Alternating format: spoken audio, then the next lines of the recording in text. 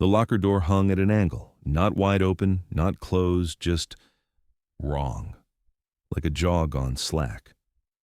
Locker 34, third row from the entrance, eye level, the kind of position you notice every time you walk past because it's right there in your line of sight, impossible to ignore. For 12 years, that door hung crooked, the latch broken since 1963. The hinge bent from that day. Tommy Kowalski slammed it too hard, so angry about something nobody could remember anymore, so furious his hands shook when he grabbed his coat and left early, didn't even clock out, just gone. Tommy never came back to fix it, never came back at all.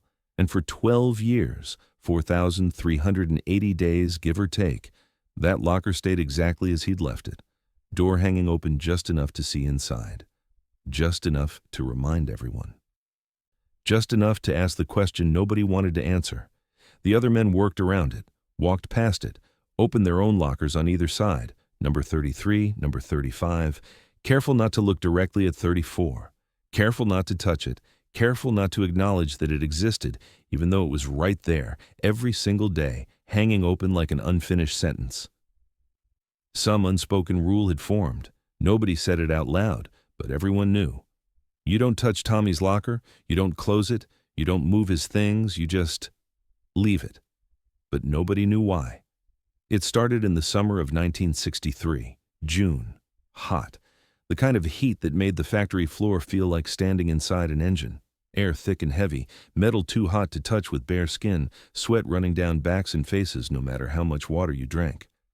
Tommy Kowalski worked Machine 22, had for 7 years, since 1956, right out of high school. Good worker, reliable, showed up on time, did his job, didn't complain, married, 2 kids, boy and a girl. The girl was 5. Sarah. The boy was 3. Michael. Tommy had their pictures taped inside his locker, right there on the inside of the door where he could see them every morning when he got ready for his shift. He'd stand there sometimes, just looking at those pictures, hand on the locker door, not moving, just looking. Ray Davidson, who had the locker next to Tommy's, number 35, noticed it. Noticed how Tommy would stand there longer than necessary. Noticed how his hand would rest on the metal, fingers spread wide like he was steadying himself. "You okay?" Ray asked once. Tommy nodded, didn't look away from the pictures. "Yeah, just remembering their faces, so I don't forget during the day." Ray thought that was odd. You don't forget your own kids' faces, not in 8 hours, not ever. But he didn't say anything. Men didn't push. You asked once.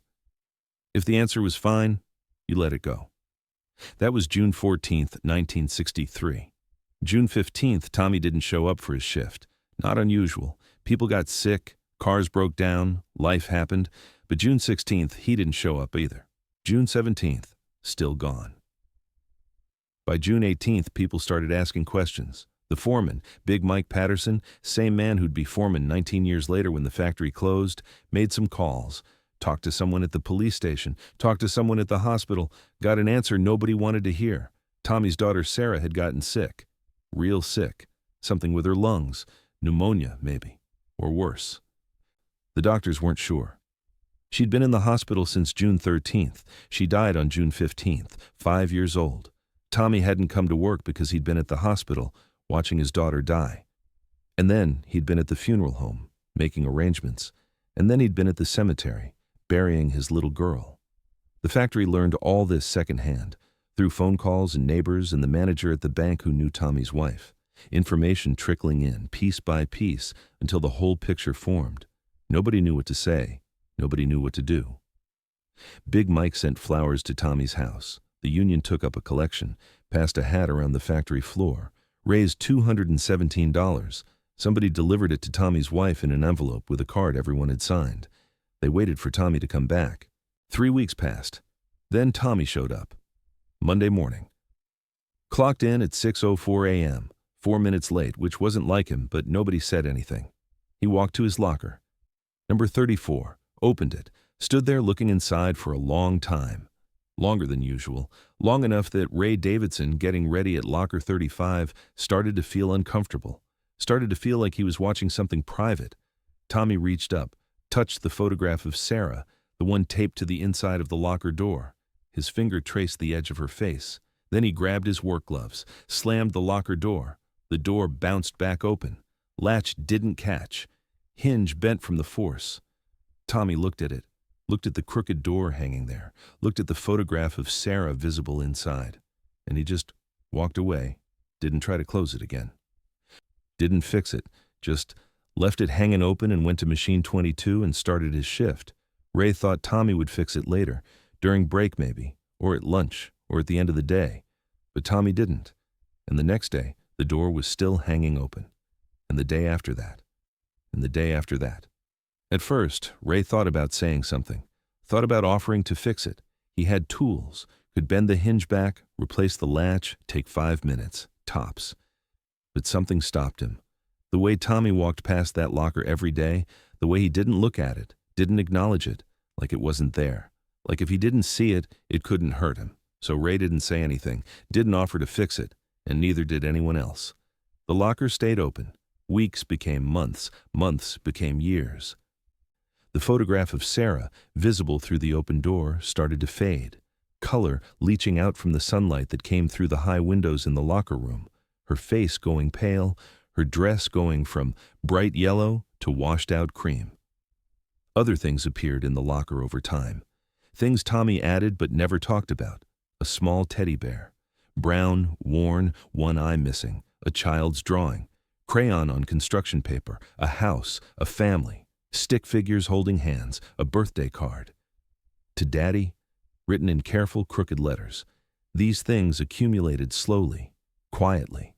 Tommy would come in some mornings and there'd be something new in the locker, something he'd brought from home, something that had been Sarah's. He never explained, never said why he was bringing these things, never told anyone what they meant, and nobody asked. The other men learned to navigate around Locker 34, learned not to bump it, learned not to let their own locker doors swing into it, learned to give it space. New guys would notice it eventually. "Hey, whose locker is that? Why is it hanging open?" And the old-timers would say, "That's Tommy's. Don't touch it." "But it's been open for—" "Don't touch it." And that was the end of the conversation. 1970, 7 years since Sarah died. Tommy worked the same machine, showed up every day, did his job, went home. But something had changed in him, something subtle, hard to name. He was quieter, moved slower, looked older than 41 should look. Ray noticed Tommy had stopped eating lunch with the other guys, used to sit in the circle on the loading dock, sandwich and thermos, telling stories, laughing at jokes. Now, Tommy ate alone. Sat on a crate in the corner, faced the wall, ate in silence. Ray tried a few times to pull him back.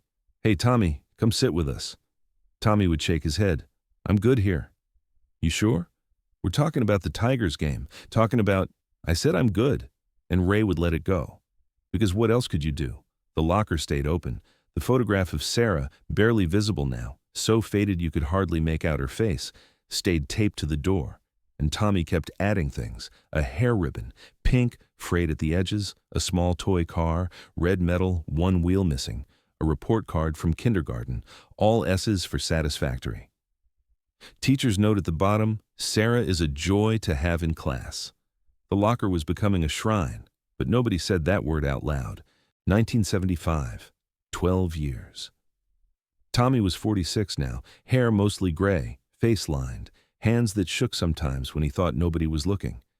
He still worked machine 22, still walked past Locker 34 every day without looking at it, still ate lunch alone. But something was different that summer, something wrong. Ray noticed it first, the way Tommy would stand at his machine and just stop. Hands frozen mid-motion, staring at nothing, like he'd forgotten what he was supposed to be doing. It would last 5 seconds, 10. Then Tommy would blink and shake his head and go back to work. "You okay?" Ray asked, again, for the 100th time in 12 years.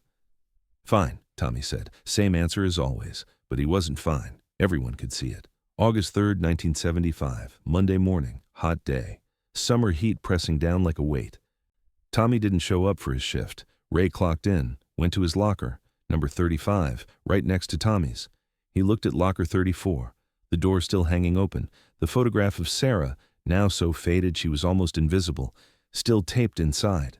The teddy bear, the drawing, the birthday card, the ribbon, the toy car, the report card, all of it still there, untouched, waiting.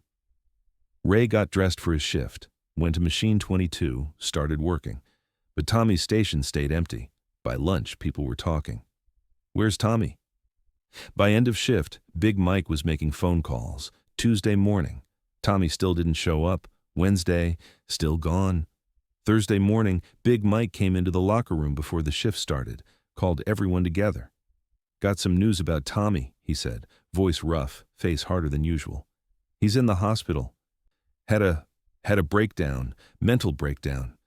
Wife found him in the garage Monday morning. He was just sitting there, in his car, engine off. Hadn't moved all night, wouldn't talk, wouldn't eat, wouldn't do anything. She called an ambulance." Silence. 20 men standing in a locker room, nobody knowing what to say. "They're saying it's clinical depression," Big Mike continued, "saying he's had it for years, since his daughter died, saying it finally got too heavy to carry." More silence. "Doctors don't know when he'll be back, if he'll be back." Ray looked at locker 34, the door hanging open, the shrine inside. 12 years. Tommy had been carrying this for 12 years, and nobody had done anything. Friday morning, Ray came in early, before anyone else. He stood in front of locker 34, looked at it for a long time. The photograph of Sarah, so faded now it was almost blank, just a ghost of an image, a memory of a memory. The teddy bear with one eye, the crayon drawing, the birthday card, the ribbon, the toy car, the report card. 12 years of grief packed into a metal box. Ray reached out, hand trembling, and he did what nobody had done in 12 years. He touched the locker door. It swung closed easily, too easily. The broken latch clicked shut. The bent hinge held. And just like that, locker 34 looked like every other locker in the room, closed, normal, unremarkable. Ray stood there staring at it, feeling like he'd done something terrible, feeling like he'd done something necessary. The other men started arriving, clocking in, getting ready. Eddie Martinez came up to his locker, number 33, right next to Tommy's. He glanced at locker 34. Did a double take. "Did you?" Ray nodded. Eddie looked at the closed door, then at Ray. "You think Tommy's going to be okay with that?" "I don't know," Ray said. "But that door's been open for 12 years, and Tommy's in the hospital, so maybe it's time." Eddie thought about that, nodded slowly. Pete Morrison walked up, locker 36, 2 down from Tommy's. He saw the closed door. "Who closed it?" "I did," Ray said. Pete looked at him, looked at the locker. "About damn time." Word spread through the locker room, quick and quiet. Everyone noticing, everyone understanding something had shifted. Big Mike came in, saw the closed locker, walked up to Ray. "You do that?" "Yeah." Big Mike looked at locker 34 for a long moment, then he nodded. Once, firm. "Good," he said, and that was all. Tommy came back 6 weeks later, September 15th, 1975. He clocked in at 6:02 a.m., early, on time, walked to the locker room. Everyone went quiet, watching without watching, pretending to focus on getting ready while tracking Tommy's every move. Tommy stopped in front of locker 34, looked at the closed door. His hand came up, touched the metal, fingers spread wide, same way they'd been for 12 years, steadying himself. He stood there for 15 seconds, 20, 30. Then he opened the door. Everything was still inside. The photograph, the teddy bear, the drawing, the card, the ribbon, the car, the report card. All of it untouched, still there, waiting for him. Tommy looked at these things. Really looked. Not the quick glance away he'd been doing, not the avoidance, actually looked. His hand reached in, touched the photograph, fingers gentle on the faded surface. "Hey, baby girl," he whispered, so quiet. Ray, standing at the next locker, barely heard it. "I'm sorry I've been gone." And then Tommy did something he hadn't done in 12 years. He smiled, small, sad, but real. He closed the locker door, gently this time, made sure the latch caught, made sure it stayed shut. Then he turned, looked at Ray, looked at Eddie, looked at Pete, looked at all of them. Thank you, he said, voice rough but steady. For not touching it, for giving me the time I needed. Ray nodded. Couldn't trust his voice to say anything. I think I'm ready now, Tommy said. Ready to start putting some things away, not forgetting. Just putting away. He went to machine 22, started his shift, and from that day forward, locker 34 stayed closed. Years later, long after Tommy retired, long after the factory closed, long after most of those men were gone, Ray would tell the story. He'd tell it at VFW halls and union meetings and backyard barbecues. Tell it to his kids and grandkids. Tell it to anyone who asked what it was like working in a factory in the 70s. And he'd always end the same way. That locker hung open for 12 years. Everyone thought it was just broken, just a busted hinge and a bent latch. But it wasn't about the door. It was about a man who couldn't close it, couldn't let go, couldn't move forward.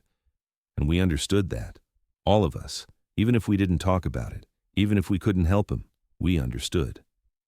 That's what working next to someone for years does. You see their pain. You make space for it. You don't fix it. You can't fix it, but you witness it. You honor it. You let it exist. And when the time comes, when they're finally ready, you help them close the door.